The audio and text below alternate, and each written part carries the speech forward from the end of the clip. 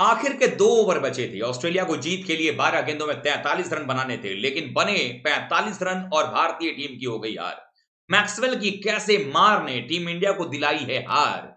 सिर्फ प्रसिद्ध कृष्णा ही नहीं, ईशान की उस एक गलती ने टीम इंडिया को हरवाया है और ऑस्ट्रेलिया की सीरीज में वापसी करवाया है। आखिरकार क्या है पूरी कहानी? कैसे टीम इंडिया जीती हुई बाजी हार गई है? कहां पर मुकाबला पलटा? क्या रहा टर्निंग पॉइंट? ये सब कुछ बताऊंगा आपको इस वीडियो में अगले कुछ मिनटों में। तो वीडियो के अंत तक बने रहिएगा। वीडियो लाइक कीजिएगा, अगर पसंद आए तो शेयर कीजिएगा दोस्तों में। चैनल सब्सक्राइब नहीं किया तो क्रिक रोस्ट की फैमिली में आप अभी सब्सक्राइब का बटन दबा करके शामिल हो सकते हैं। मैं आपका स्वागत करता हूं, चूंकि यहां पर मिलता है आपको लगातार हर मैच के साथ pre match, mid inning, post match shows और रिसर्च बेस्ड कंटेंट। तो आप अभी सब्सक्राइब कीजिए और क्रिक रोस्ट की फैमिली में शामिल हो जाए। तो जैसा कि आप सब जानते हैं कि भारत और ऑस्ट्रेलिया के बीच में तीसरा टी20 मुकाबला बारसा पारा क्रिकेट स्टेडियम यानी कि गुवाहाटी में खेला गया। एक समय ऐसा लग रहा था कि भारत इस मुकाबले में कहीं पिछड़ न जाए, जब भारत पहले बैटिंग कर रहा था, लेकिन उसके बाद जो बल्लेबाजी की वहां पर ऋतुराज गायकवाड़ ने 57 गेंदों में 123 रनों की नाबाद पारी, 7 छक्कों से सजी हुई पारी थी। और उसमें भी सोने पे सुहागा ये कि पहले 21 गेंदों में सिर्फ 21 रन आए थे। अगले 36 गेंदों में ऋतुराज गायकवाड़ ने बनाए 102 रन और इसने बताया कि गायकवाड़ क्यों इतने खतरनाक है, क्यों चेन्नई सुपर किंग्स को उनके ऊपर में इतना भरोसा है आईपीएल में। लेकिन उसके बाद हुआ क्या? भारत ने 222 रन बनाए 20 ओवर में। 223 रनों का जब पीछा करने ट्रेविस हेड उतरे मैदान पर, वहां पर उनके साथ हार्डी मौजूद थे। दोनों ने जबरदस्त शुरुआत दिलवाई। पावर प्ले के बाद छोड़िए 7-8 ओवर में 90 रन बन गए थे और ऐसा लग रहा था कि ऑस्ट्रेलिया आसानी से मैच जीतेगा, लेकिन बिश्नोई ने, आवेश खान ने, इन्होंने टीम को मैच में वापसी दिलवाई। लेकिन उसके बाद क्या हुआ? वापसी टीम इंडिया कर चुकी थी मैच में। अंतिम के ओवर्स में जब हम जाते हैं तो मालूम पड़ता है कि 2 ओवर में 43 रन चाहिए थे। हालांकि डर सबको था कि मैक्सवेल वहां पर मौजूद है। असली कहानी यही शुरू होती है। इसमें हुआ ये कि अर्शदीप यहां पर प्रसिद्ध कृष्णा आए 20वां ओवर करने के लिए। 19वां ओवर करने के लिए आए थे अक्षर पटेल। कोई और ऑप्शन नहीं था। सूर्य कुमार यादव ने शायद यहां थोड़ी चूक कर दी। अक्षर पटेल की जगह पर अगर वो रवि बिश्नोई से ओवर करवाते, उनका अगर एक ओवर वो पहले ना खत्म करा करके यहां कराते और पटेल को पहले करवा लिया होता, तो शायद जो अर्जेंसी ऑस्ट्रेलियाई बल्लेबाजों ने दिखाई, मैथ्यू वेड और ग्लेन मैक्सवेल ने, वो ना दिखाते अक्षर पटेल के खिलाफ में, जब 15 ओवर से पहले वो आए होते। लेकिन ऐसा हुआ नहीं। बट गलतियों से कोई ना कोई इंसान सीखता है और ऐसे में सूर्य कुमार यादव भी सीखेंगे। लेकिन यहां गेंदबाज का क्या फर्ज बनता है? जब गेंदबाजी करने आए अक्षर पटेल, उस ओवर में उनके कुल बड़ा मिलाकर के पड़े 22 रन। आपको बनाने थे 43 रन, 22 रन एक ओवर में पड़ गए। अब जीत के लिए अभी भी ऑस्ट्रेलिया के लिए आसान रहा नहीं था। अभी भी 21 रन उनको बनाने थे आखिरी ओवर में। 21 रन अच्छा स्कोर होता है डिफेंड करने के लिए किसी भी गेंदबाज के लिए। अगर आप प्रसिद्ध कृष्णा हैं तो आपके बारे में कहा जा सकता है कि हां, आप डिफेंड कर सकते हैं। लेकिन जब वो आते हैं गेंदबाजी करने के लिए, भाई साहब ने जो है चौके छक्कों की लड़ी लगवाई। पहली गेंद पर चौका खाया, फिर उसके बाद छक्का खा गए और ऐसी सूरत बनी कि 12 गेंदों में 43 तो छोड़िए, जनाब ने 45 रन जो है वो पूरे करवा दिए। और ऐसे में अंतिम ओवर में 23 रन खा करके गए प्रसिद्ध कृष्णा। जो शुरू से इनकी आदत पड़ी हुई है कि बाद में मार खाने की, वो मार खाते हुए नजर आए। और 23 रन जब पड़ गए तो भारतीय टीम की हार होनी तो तय थी। वो भारतीय टीम की हार हो गई। लेकिन इसमें एक और ट्विस्ट है। ट्विस्ट आता है पारी के 19वें ओवर में। अब ट्विस्ट क्या था, जो मैंने शुरू में कहा आपको कि ईशान की भी गलती रही, वो क्या रही मैं बताता हूं। अक्षर पटेल जब बॉलिंग करने के लिए आए, एक गेंद मैथ्यू वेड सामने थे। एक गेंद जो थी वो काफी wide outside the off stump थी। उसको गैदर करते हैं ईशान और तुरंत ही गिलियां बिखेर देते हैं। हालांकि अंपायर जो हैं उसको वाइड करार दे देते हैं। एक अतिरिक्त रन जो है वो आ चुका था, बॉल भी बचा हुआ है। लेकिन चूंकि स्टंपिंग की अपील की गई थी ईशान किशन के द्वारा, तो हुआ ये, ईशान किशन जो है उन्होंने अपील किया और अंपायर ने तीसरे अंपायर के पास जाने की घोषणा की।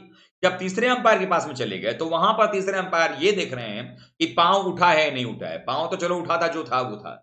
लेकिन तभी कैमरे की नजर में ये आता है दिखता हुआ कि जो ग्लव्स था ईशान किशन का, वो विकेट के पैरेलल था। जबकि रूल ये कहता है कि आपका जो ग्लव्स है वो विकेट के पीछे होना चाहिए। जब आप गैदर कर रहे हैं बॉल को, उस समय आगे नहीं आना चाहिए।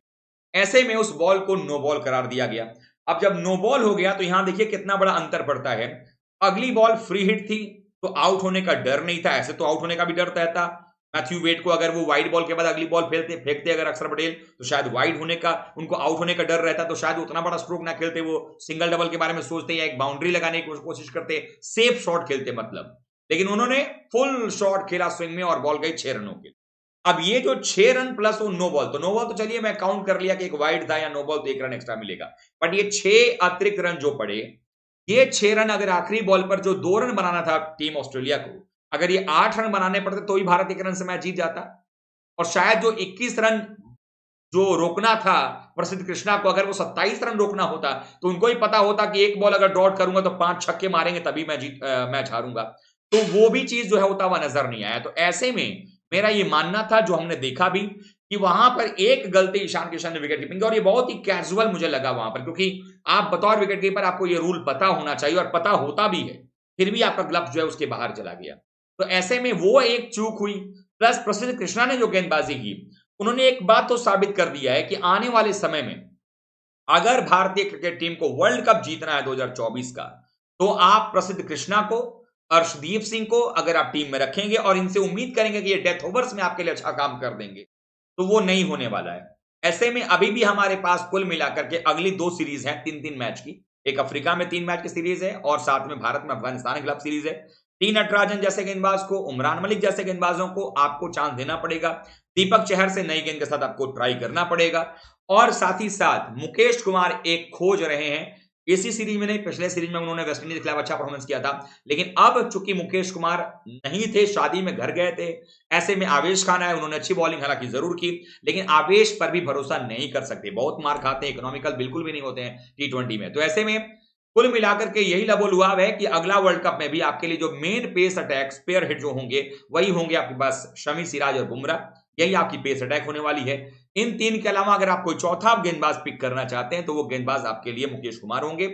अगर आपने एक पल के लिए भी सोचा है कि अर्शदीप सिंह या प्रसिद्ध कृष्णा को हम लेकर के जाएंगे, शायद टीम इंडिया के चयनकर्ताओं की वो सबसे बड़ी भूल होगी अगर आप उनको खिलाते हो तो। और अक्षर पटेल एक और ऐसे गेंदबाज, अगर आप बल्लेबाजी चाहते हो तो मैं हाथ जोड़ता हूं, बल्लेबाजी बल्लेबाजों से कराइए। वैसे भी पटेल की बैटिंग जो है, अगर भारतीय टीम की बल्लेबाजी फॉर्म में रही टॉप ऑर्डर की और मिडिल ऑर्डर की, तो पटेल की बॉलिंग बैटिंग की जरूरत पड़ेगी नहीं।